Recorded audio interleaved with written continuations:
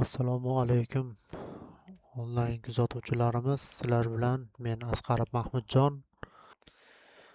Bu darsimizda AutoCAD dasturiga kirish va ularning sozlamalari, tezkor komandalar, ishni tezlashtiruvchi usullarni birma-bir ko'rib o'rganib chiqamiz. Qisqacha o'rganmoqchi bo'lgan rejalarimizni bu oynaga qo'yib qo'yganmiz. Mana videoni pauza qilib bir qator tanishib chiqsanglar bo'ladi. Birinchi o'rinda biz o'rganadigan ishimiz restart qilish. AutoCAD dasturini, shu AutoCAD programmasini polniy sozlamalari, hamma narsasini nol holatiga keltirib olish. Masalan, telefonda ham sibros qilib tashlasa nol holatiga keladi. Xuddi shunday bu programmani ham nol holatiga keltirish mumkin. Qachon qilamiz? Qachonki nastroykalarni bilib bilmasdan o'zgartirib qo'ysak yoki bo'lmasa har xil errorlar chiqadigan bo'lib qolsa, mana shu yerga kirib turib, mana postga kirasizlarda AutoCAD programmasining papkasi bor. O'rnatilgan programmani, menda hozir AutoCAD 2021 o'rnatilgan. Sizlarda boshqa versiyasi bo'lishi mumkin, lekin shu komandalar sizlarda ham chiqadi. Agar AutoCAD programmalar yoniq bo'lsa, AutoCADni polniy X ni bosib chiqib ketgandan keyin bu amalni bajarish kerak. Va bu chiqqan oynadan Reset Custom Settings ustiga bosamiz va OK ni bosgandan keyin avtomatik programmani o'zini o'zi yangilab avtomatik ochib beradi. Hop, qisqacha qilib video darslarimizni bir tanishtirib o'tadigan bo'lsak, bu yerda QR kod bor. Shu QR kodni telefoningizda skaner qilsanglar, meni ijtimoiy tarmoqlardan topib olishinglar mumkin, kuzatib borish uchun. Xo'p, mana endi AutoCAD dasturini restarti bo'lib yangi holatiga keldi. Yangi o'rnatilgan paytidagi holatga keldi demoqchiman. Ya'ni endi birma-bir interfeysi bilan tanishib chiqamiz. Bu default interfeysi hisoblanadi. Mana bu yerda drafting annotation degan joy bor. Men asosan shu oyna bo'yicha ishlayman, chunki har xil komandalarni AutoCADda shu inglizcha versiyasida bosib topib olishimiz mumkin. Masalan, circle aylanani chizib beradi. Masalan, 5 radiuslik enterni bosamiz va rolikni 2 marta bosganimizda avtomatik shu ekranni oldiga olib kelib beradi. Mana uzoqlarda qolib ketgan bo'lsa, ustiga bossak oldiga olib kelib beradi.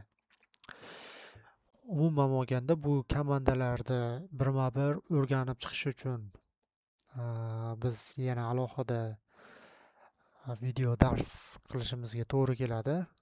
Bu video darsimizda asosan interfeys bilan tanishuv, ko'rinishlari, undan keyin umumiy sozlamalarni o'rganib chiqamiz. Restart qilishda o'rgandik. A, B, C, D shu ko'rinishlarda bir qator ko'rib chiqamiz. Bu ham qo'rqinchli emas. Mana bu yerdan bostirib 3D Basicga o'tadigan bo'lsangiz, mana bu yerda 3D ga mo'ljallangan komandalar o'zgaradi. 3D modelingga o'tadigan bo'lsak, bunda ham xuddi shunday. Asosan komandalar, shu modelingga asoslangan komandalar kelib chiqadi. Va AutoCAD klassik bo'limiga o'tadigan bo'lsak, bu yerda umumiy komandalar yig'ilgan bo'ladi. Mana buni biz o'zimizga xohlaganimizdek qilib komandalarni chaqirib olsak bo'ladi. Masalan, mana bu yerdan AutoCADga o'tamizda. Hop, pastroqqa tushadigan bo'lsak, surface text, mana masalan view bor.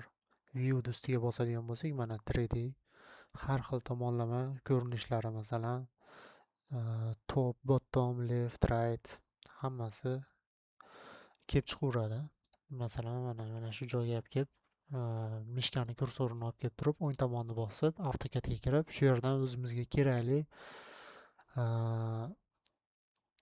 buyruqlarni olib kelib olsak bo'ladi. Klassik bo'limini yaxshi tomoni shundaki, o'zimiz xohlaganimizni qilib, o'zimizga mos komandalarni xuddi shu tartibda olib kelib, o'zimizga qulaylashtirib olish iloji bor. Xo'p, biz o'zi asosan darslarimizda mana shu birinchi bo'lim bo'yicha o'rganib chiqamiz. Mana shu bo'limlar bo'yicha. Endi hozir biz AutoCADda Pony Restart berganimiz uchun bu yerdagi o'zini magnitlari bor. Bu magnitlar ishlamaydi. Escape'ni bosib chiqib ketamizda, mana bu belgilangan joydan keyin line olib keladigan bo'lsak, avtomatski mana yashil bo'lib yumaloq bo'lyapti-da. Mana ustiga bitta bosadigan bo'lsak, mana bu aylanani markazidan line olib ketyapti. Mana bosdim, bu yoqqa ketyapti. Men mana bu line ustidan bosib ketmoqchi edim o'zi. Mana bu circle ustidan line'ni bosib line'ni chizmoqchi edim. Endi buni qanday qilib to'g'irlash mumkin?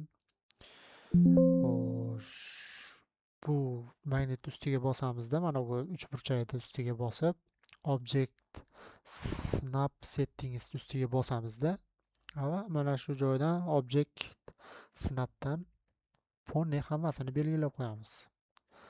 Va OKni bosadigan bo'lsak, mana endi line'ni bossak, mana xohlaganimizdek davom ettirib ketsak bo'ladi. Endi bu chekkasida 3 ta chiziqchasi turibdi. Shuni ustiga bosadigan bo'lsak, biz umumiy mana shu yerga qo'shiladigan komandalarimiz bor. Bundan dinamik input ustiga bossak, mana bu yerdan input qo'shildi. Va line weight ustiga bosamiz. Eng ko'p ishlatiladigan komandalar. Mana line weight inputni qo'shib oldik, keyin select bor edi, mana selectni ham qo'shib olamiz. Yana nima bor edi bu yerda? Tak. Bo'ladi. Hozircha shular bilan tanishib chiqsak ham anchagina yaxshi. Bu dinamik input nimani hal qilib beradi? Masalan, AutoCADda inglizcha versiyasida hop, mana bu joyga borib turib, circle'ni bosib, circle chizib, har bitta komandaga borib kelish shart emas.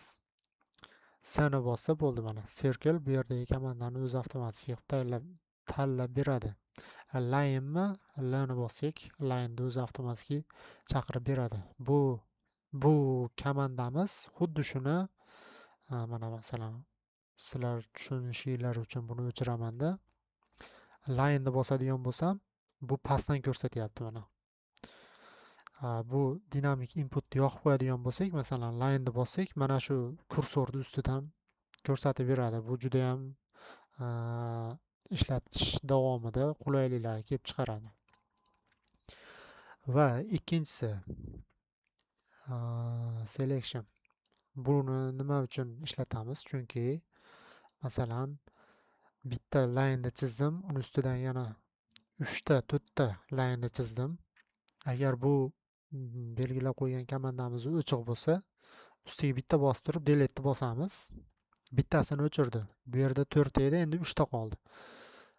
Xuddi shu boshqa qilayotgan proyektlarimizda muammoni keltirib chiqarishi mumkin.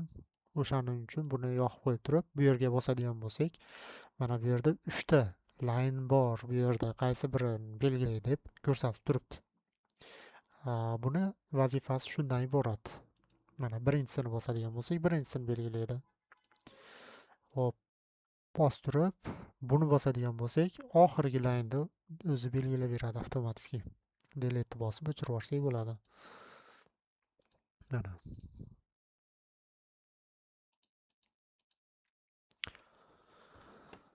Hop, endi nimani o'rganamiz? Buni ham qo'shib qo'ydik, line weight degan narsani. Hop, bu nimani bildiradi? Bu yerda line'imizni umumiy o'lchamlari mavjud bu yerda. Xuddi shuni mana line'ni bostirib oladigan bo'lsak, o'zi aslida ikkitasi ham line. Bu yerda mana bu line'ni umumiy qalinligini ko'paytirib qo'yganmiz. Ba'zi proyektlarda shu narsa yo'qolib qolib, haligi mana uzoqlashtirib turganda ko'p anaqani nima deydi, noqulayliklarni keltirib chiqarishi mumkin. Bu komandamiz shuning uchun mana bu belgilangan bo'lsa ham buni o'chirsak, bu yerdagi tanlangan line'imizni mana bu qalinligimizni ko'rsatmay turadi. O'zi aslida bor, xalaqit bermaslik uchun bu juda qo'l keladi.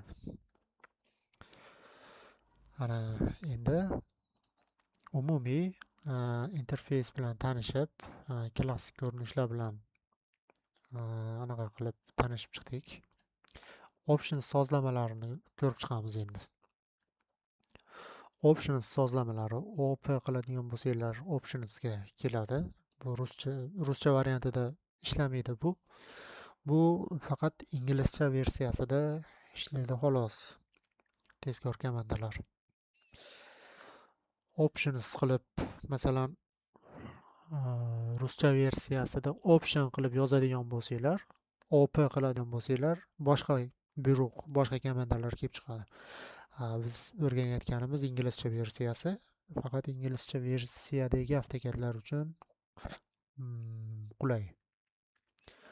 Va optionsga kirgandan keyin mavzuga qaytamiz. Displayga o'tganimizda bu yerda mana bu umumiy fonimizni anaqasi dark mode, light mode degan narsalari. Oq mana Apple'ni bosamiz. Mana bu yerdagi fonimiz oq rangga kirdi. Light qilganimiz uchun. Telefonlarda ham bor bu narsa. Dark modga kiramiz. O'zini avtomatik holatiga kirdi mana. Va yana optionga kiramizda light mode oq fonni tanlaymizda Apple'ni bosamiz. Va bu yerda yuqoridagi komandalarimiz rangi o'zgardi. Lekin ishchi stolimizni rangi o'zgarmadi. Bu mana bu yerdagi colors degan bo'limda, mana shu birinchi bo'limida bo'ladi. Mana 2D model birinchi bo'lim belgilanib turibdi, background. Bu yerda masalan white tanlaydigan bo'lsak, mana bu yerda ko'rsatib turibdi. O'zimizni oq fonga o'tadi mana. OKni bosamiz. Mana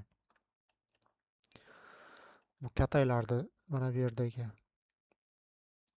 grid ustiga bosib o'chirib qo'yamiz yoki F7 ni bossanglar ham yonib o'chadi. Va 90 gradusli joyi ham bor u yerda. Umuman olganda optionsga kirganimizda bu yerdagi fonni o'zgartirishlar tushunarli bo'ldi deb umid qilaman. Endi asl holatiga keltirish uchun reset ustiga bitta bosamiz. O'zimizni bu yerdagi oq bo'lib qolgan fonimiz asl holatiga keladi. Apple'ni ustiga bosamizda va yana Apple'ni bosamiz. Okey. Mana tayyor. Endi meni kursorimni rangi qora bo'lib qoldi. Buni qanday to'g'rilaymiz? Colorsga o'tamiz. Bu yerdan background emas, mana bu ikkinchisi ikkinchi bo'limni tanlaymiz. Mana bu yerdan black bo'lib qolgan. Shuni rangini men o'zim xohlaganimdek qilib tanlab olishim mumkin. Menga masalan shu qulay. OKni bosaman, mana bu yerda ham ko'rsatib turibdi. Apple'ni bosib OK qilamiz mana. Yashil rangga o'tdi. Va yana probelni bosib options bo'limiga kiramanda. Bu yerdagi size'ni eng maksimalnisiga olib chiqib qo'yib OKni bosaman. Mana endi ko'rib turibsizlar. Bundan oldin ozgina kichkina edi. Endi 100% qilib umumiy nima deydi, mana o'zingizlar ko'rib bilib turibsizlar, shunaqa holatga keldi. Bu men uchun qulay. Doim shunaqa qilib ishlayman. Endi yana optionsga kiramiz yana.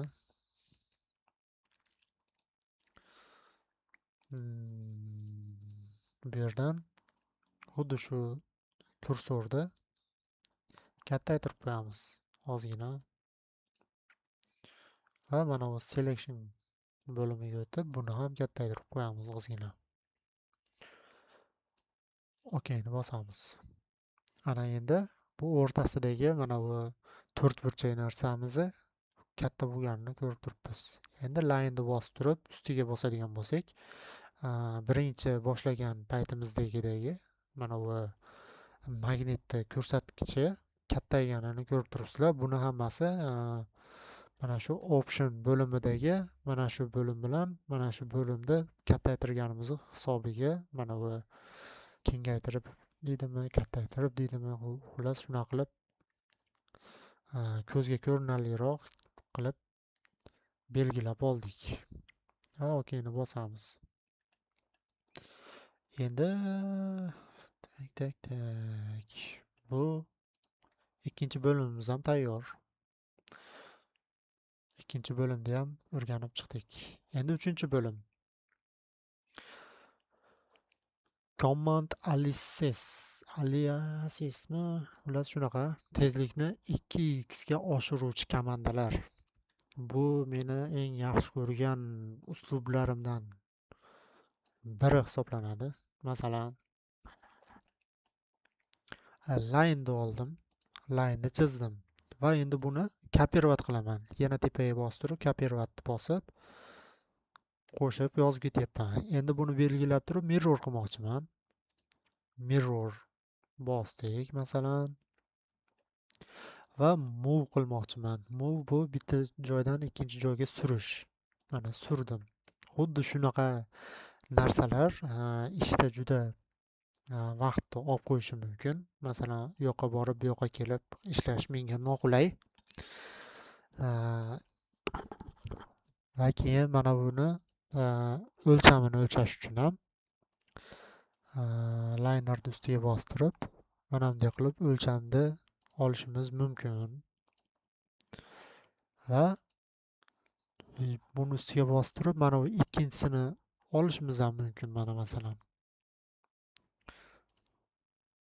Mana. Xuddi shularda tezlashtirish maqsadida bizga mana shu komandamiz kerak bo'ladi. Buni qanday qilamiz? Masalan, buni ishlatish uchun mana bu yuqoridan menu barni chiqarib olishimiz kerak bo'ladi. Menu bar mana pastda turibdi. Buni belgilab enterni bosamizda 0 ni 1 qilib enterni bosadigan bo'lsak, mana tepada menu barimizning linki havolalari qo'shildi. Bu yerdan Express ustiga bosamiz. Express, undan keyin Toolsdan Command. Commandga o'tadigan bo'lsak, yangi bizga oyna qani edi? Mana shu oynamizni, mana shu komandamizni oynasi kelib chiqdi. Endi biz bu yerdan xuddi shu komandalarni qo'shib chiqamiz. Masalan, mana bu S ni 2 marta bosganda kopiya chiqsin. Xline'ni bosishimiz uchun X ni 2 marta bossak, Xline ikkitari rotate, find, press, pull, o'lchamlarni qo'yishda dimliner, demyelinated, shunaqa tezkor buyruqlarni kiritib olamiz. Meni o'zim asosan ishlatadigan komandalarim shu. Ctrl1, Ctrl3larni keyin ko'rsatamiz. Asosan mana shularga ahamiyat berishlarini so'rab qolaman. Endi qani avtokatimizga kiramiz. Add ustiga bosamizda ssni bosamiz va pastidan yozamiz. Bizga ssni bosganda qaysi buyruq kelsin, bizga copy kelishi kerak. Copy qilamizda mana shu pastdagini belgilab OK ni bosamiz va yana OK qilib dani bosib chiqib ketamiz. Va yana endi 2 marta K ni bosganimizda copy keldi.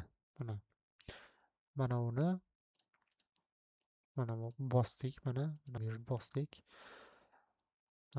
Buni kopировать qilishim uchun mana bu joyga borib yana bosishimga to'g'ri kelayotgan edi. Endi S ni bossam circle chaqirayotgan edi. Endi 2 marta S ni bossam kopiya. Mana bu bosh harfiga moslab 2 ta S ga moslab olganman. 2 ta S ni bosamanda va mana bunday qilib kopiya qilishim mumkin.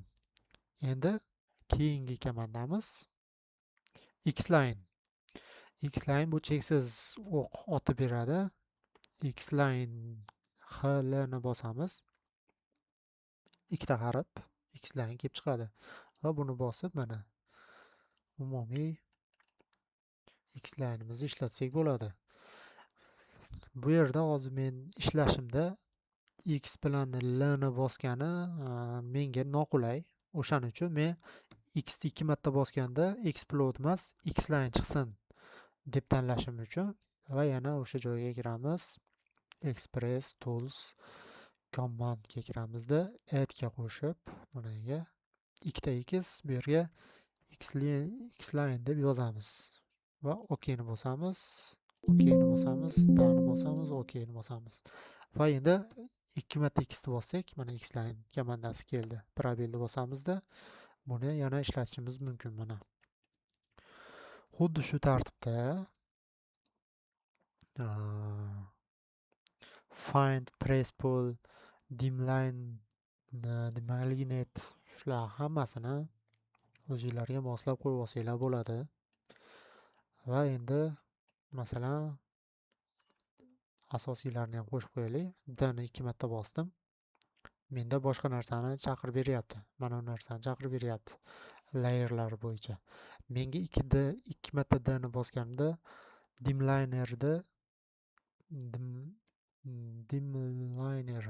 dimlinerni tanlab berishi kerak. Toolsga kiramiz, commandga kiramiz, add qilamizda dd dimliner ekranda yozib qo'yganimizni yozasizlar, OK ni bosasizlar, OK ni bosasizlar. Va endi mana bu joyda men belgilashim kerak. Mana bu yerdan dimlinerni tanlab o'tirmayman-da. 2 marta D ni bossam, mana dimliner chiqdi. Mana.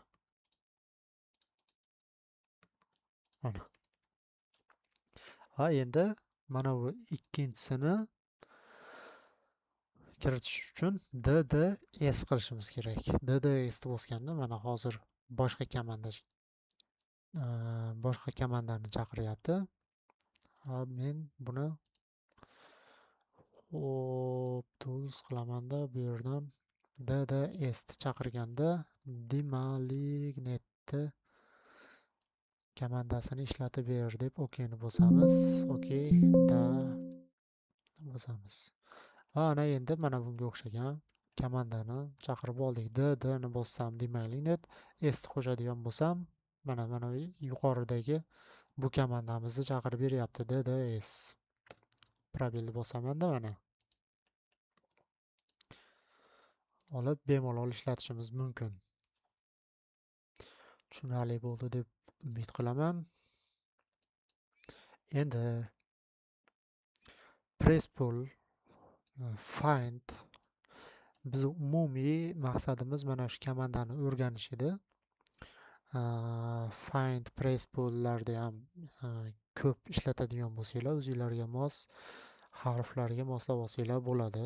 Mana r 2 marta r ni bosganda rotate, shuni ham qo'shib qo'yaylik. Rotate nima? Masalan, line'ni line qilib chizib oldim va shuni men 45 gradusga burmoqchiman. Mana bu yerdan rotate bosamanda, mana shu joyga nisbatan tepaga 45, enter. Va endi buni joyiga qaytarishim uchun bu pastdan yozadigan bo'lsam RO ni bosishim kerak bo'ladi. Mana RO. Va men o'zimga qulay bo'lish uchun shu RO qilib yotmaymanda, joyiga qaytaramiz -45 qilib 2 marta R ni bosganda chaqiradigan qilishimiz kerak. Hozir bu yerda 2 marta R ni bosganda renderga kirib ketadi. Biz bu yerdan 2 marta R ni bosganda rotate chaqiradigan qilib qo'yamiz. Express tools command add rr rotate. Okay. Da. Okay.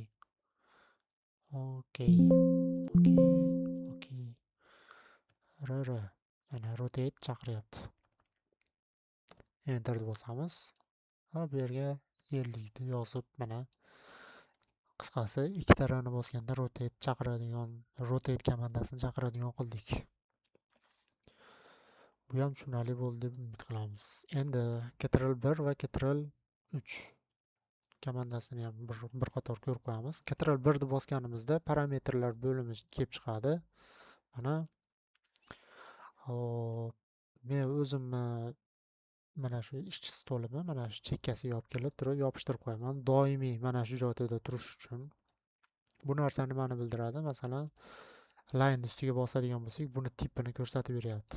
Line umumiy uzunligi, mana bu yerda length degan narsasi bor. Va mana uni ustiga bosadigan bo'lsak, mana o'lchamni belgilading deb ko'rsatib turibdi. Tiplarini ko'rsatadi. Escape bosamanda, circle da bosadigan bo'lsam, mana nomidan circle va uni parametrlarini ko'rsatib turibdi.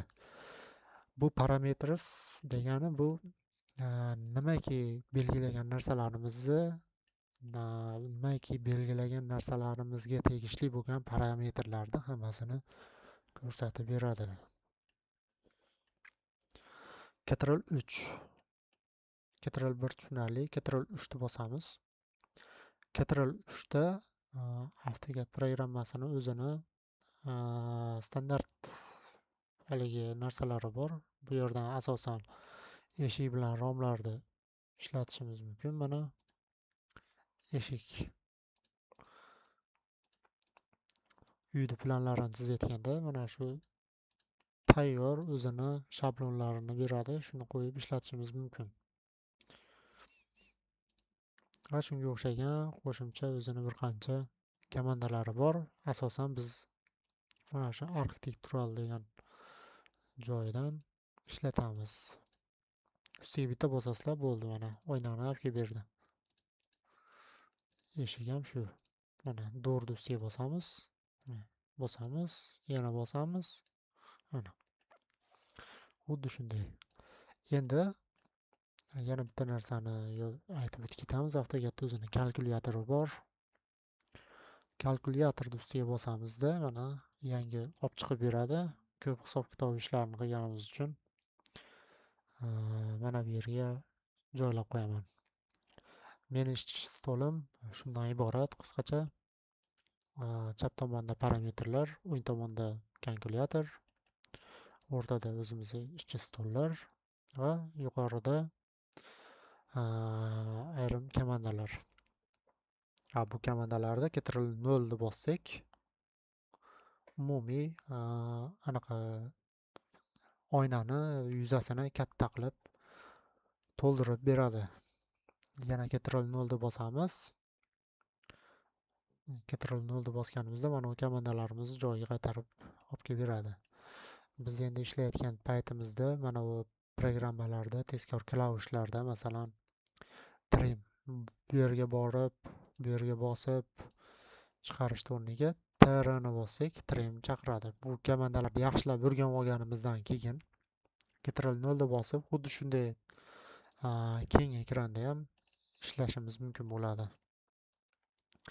Va endi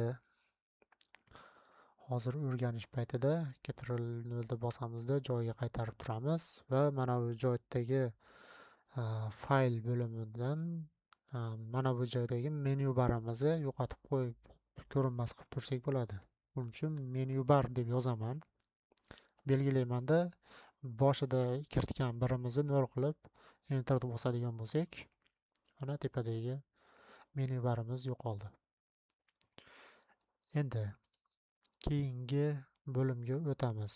3-bo'lim ham ko'rib chiqdik va keyingi bo'limlarni ham ko'rib chiqamiz.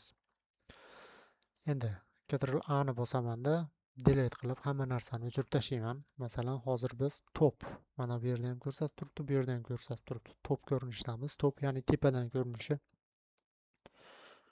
Rectangle olamanda qisqacha tushuntirish uchun mana Shift bilan rolikni bosib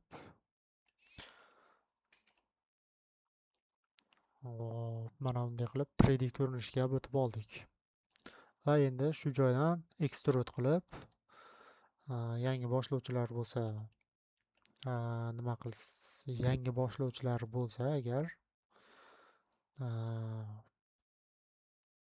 o'ylanmanglar, bu oddiy narsalar hammasi. Asosan bizni vazifamiz mana shu short keysni o'rganib olish. Mana Shift C ni bosganda seleksiyoner, Shift T ni bosganda top, hamma umuman mana shu komandani qanday qilib ishlatib olishni o'rganib o'tyapmiz xolos. Mana hozir Shift bilan T ni bossam ishlamayapti. Shift bilan F ni bossam ishlamayapti. Chunki bu komandalar hali ishlatilmagan. Va mana bu yerdan top tepaga o'tamizda bu uychani bosadigan bo'lsak, va bu yerdan 2D dan konseptualga o'tamiz. Mana bunday ko'rinishda bo'ladi. Endi bu yerdan frontga o'tamanda, front bu oldi ko'rinishi. Mana bu yerdan right ga o'taman, bu o'ng tomoni. O'ng tomonidan biz qanday qilib tushuntirsam bo'lar ekan? Masalan, slice ni bosib turib 90 gradusda o'chirib turib, mana bu yerdan mana o'ng tomondan kesdik. Endi chap tomoni.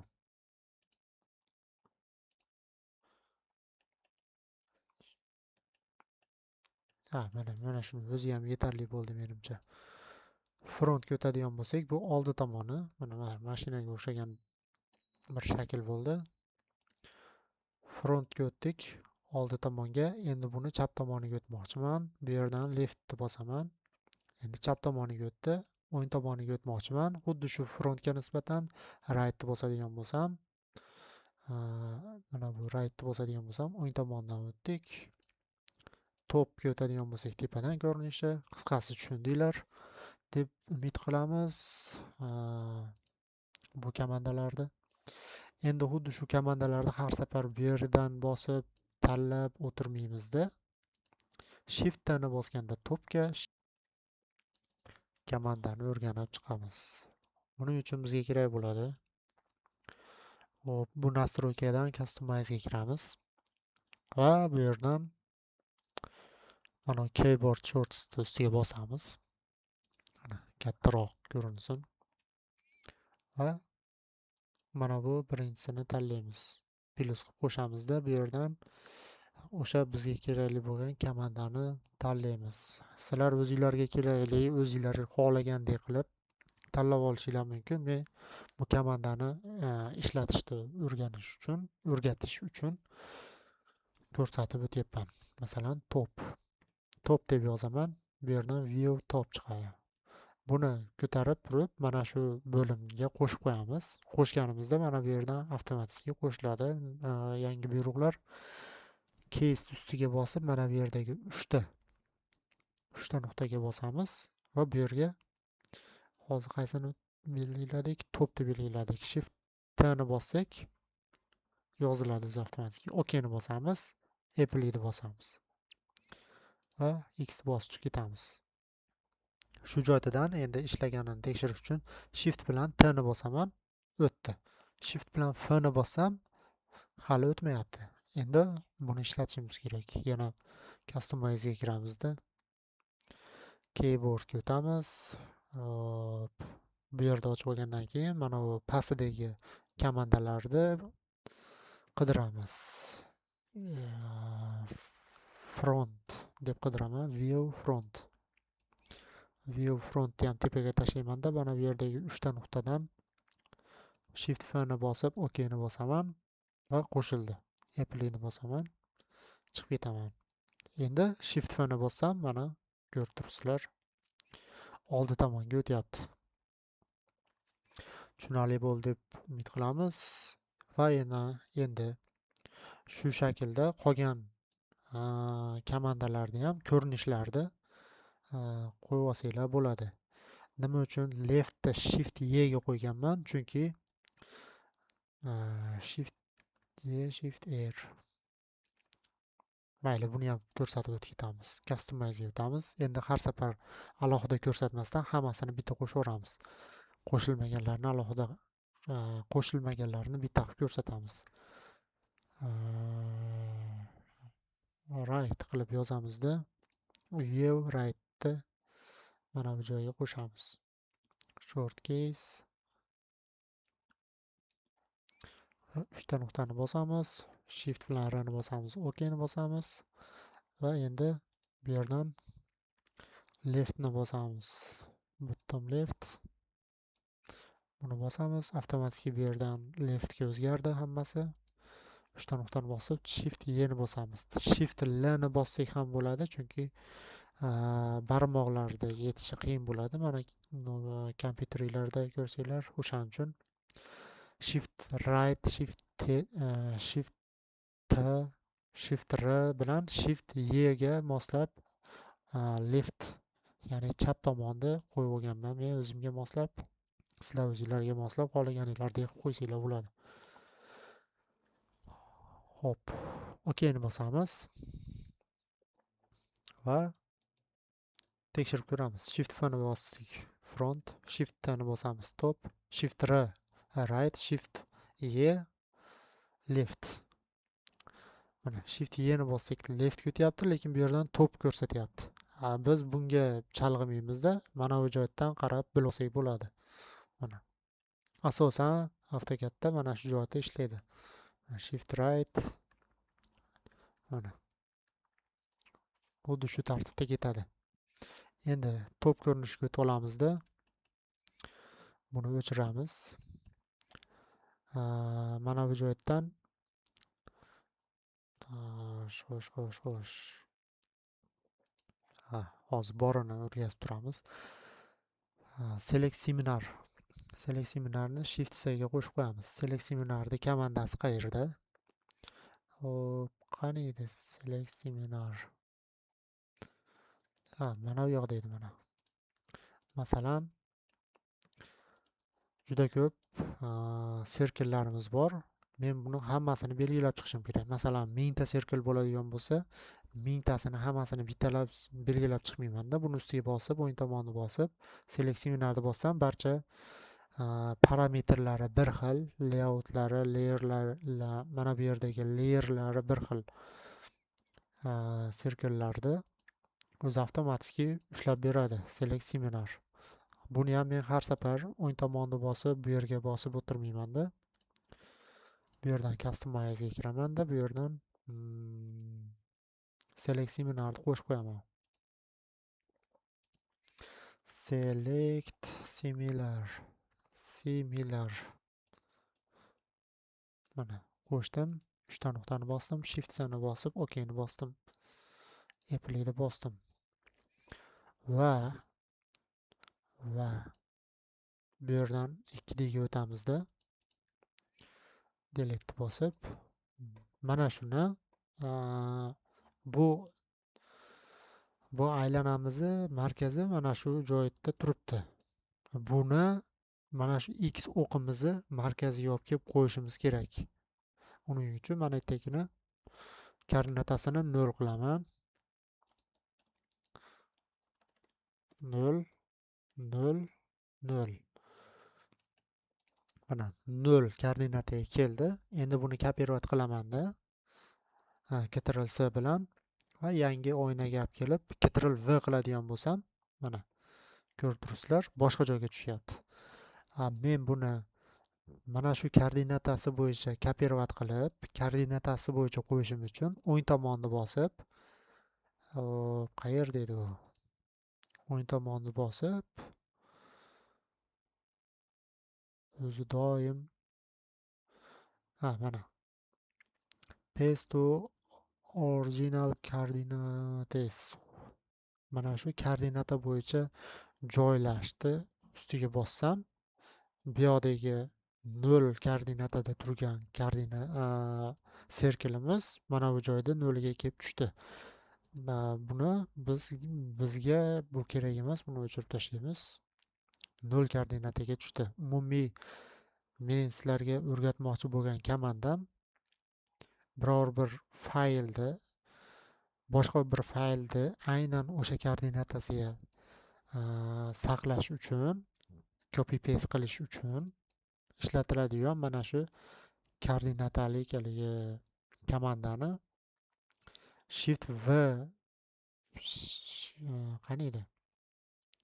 Koordinata bo'yicha joylashni Shift V komandasiga joylashni o'rgataman. Va boshlaymiz.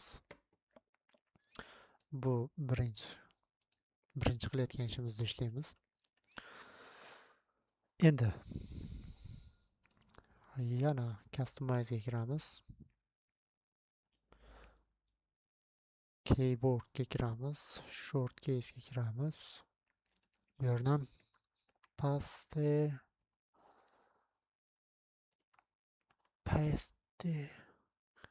mana x y koordinata bo'yicha shuni olib bu yerga kelib qo'yamizda, xuddi shu yana amal. Shift V ni bosamiz va OK ni bosamiz. OK. Mana kopировать qildik. Yana yangi ochdik. Mana umuman boshqa joyda turibmiz. Shift V ni bosdik va o'zi avtomatik tashlab berdi 0 koordinatasiga. Biz bu oynadagi kopировать qilib olgan narsamizni bu yerga kelib qo'ydi. Demak, Shift V ni ham o'rgandik. Endi bu yerdan line ni olamiz. Circle ni yana bitta tortamiz. Mana shu qanday qilib tushuntirsam bo'ladi? Mana bu yerda solid degan narsasi bor. Juda ko'pchilik bu yerdan ishlatadi yoki o'ng tomonni bosib bu yerdan ishlatiladi. Men mana shu line, mana shu circle bilan ishlamoqchiman. Lekin mana bu yerlar, mana bu joydagi boshqa detallar menga kerak emas. Men faqat shu bilan ishlamoqchiman. Va buni bostirib, o'ng tomonni bosib, buni bosadigan bo'lsam, menga vaqtinchalik ko'rsatmasdan turadi mana bu yonimizdagi menga kerak bo'lmagan narsalarni, obyektlarni.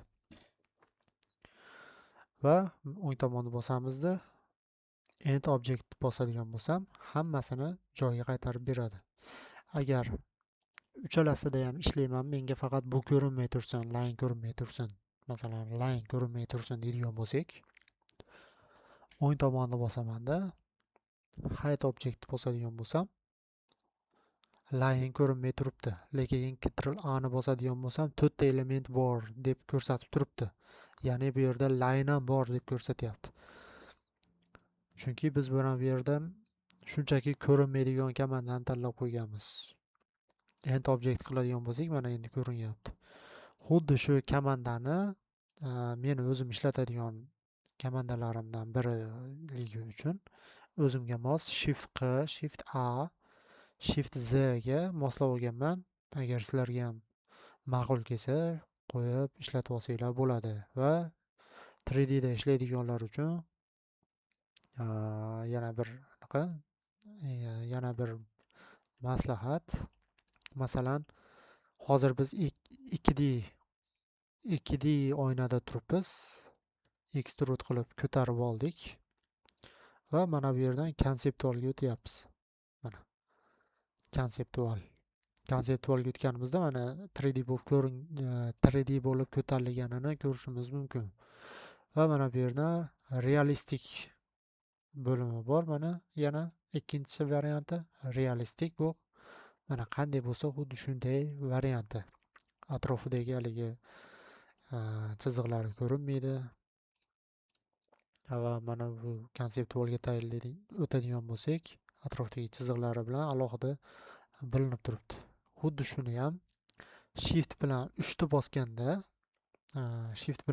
bosganda mana bu yerdan konseptual, shift bilan 4 bosganda bu yerdan realistik tanlanadigan qilib sizlarga vazifa bo'ladi desam bo'laveradi. O'zinglarga moslab olasizlar. Qisqasi mana shu komandani o'rgatish niyatimiz bor edi. Shu o'rgandinglar degan umiddamiz. Video yoqqan bo'lsa like bosasizlar. Obuna bo'lishni unutmanglar deyishadi-yu. Shu bizni ko'zlagan maqsadimizga erishdik degan umiddaman. Sog' bo'lasizlar.